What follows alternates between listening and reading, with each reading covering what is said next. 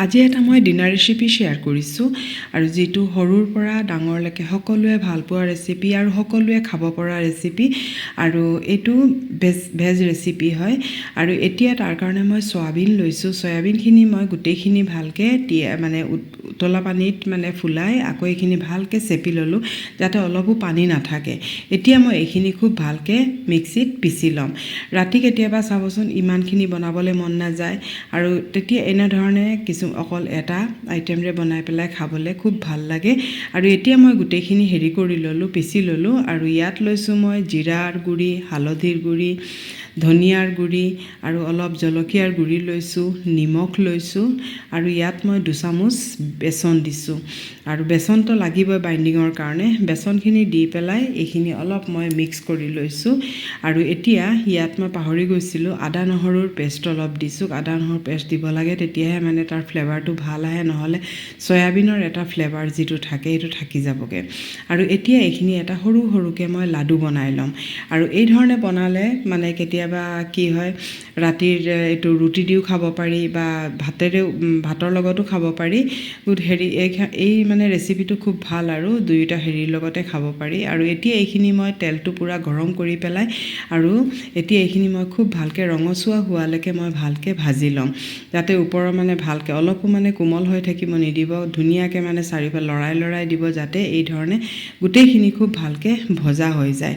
এতিয়া মই এইখিনি এটা এটাকৈ গোটেইখিনি নমাই দিম। দেখিছেনে ইমান ক্ৰিস্পি হৈছে।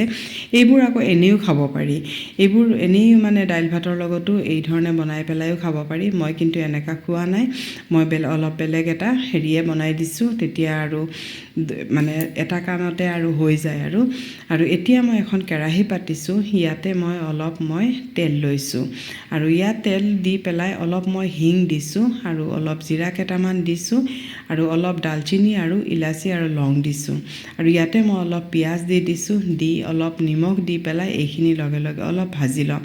পিঁয়াজখিনিও একেবাৰে কোমল হৈ যাব। ইয়াত মই আদা নহৰু দিছোঁ, হালধি, জিৰা, ধনিয়া এইখিনি যিখিনি মছলা আৰু বেছিক মছলা এইখিনি দিছোঁ, জলকীয়াৰ পেষ্ট দিছোঁ আৰু দি এইখিনি খুব ভালকৈ প্ৰথমতে ইয়াতে ভাজি ল'ম, যাতে মছলাৰ কেঁচা গোন্ধখিনি গুচি যায়। সেইকাৰণে গেছৰ ফ্লেমটো অলপ কমাই দিছোঁ, নহ'লে জ্বলি যাব। এতিয়া অলপ পানী দি দিছোঁ, কাৰণ শুকান মছলা হয়।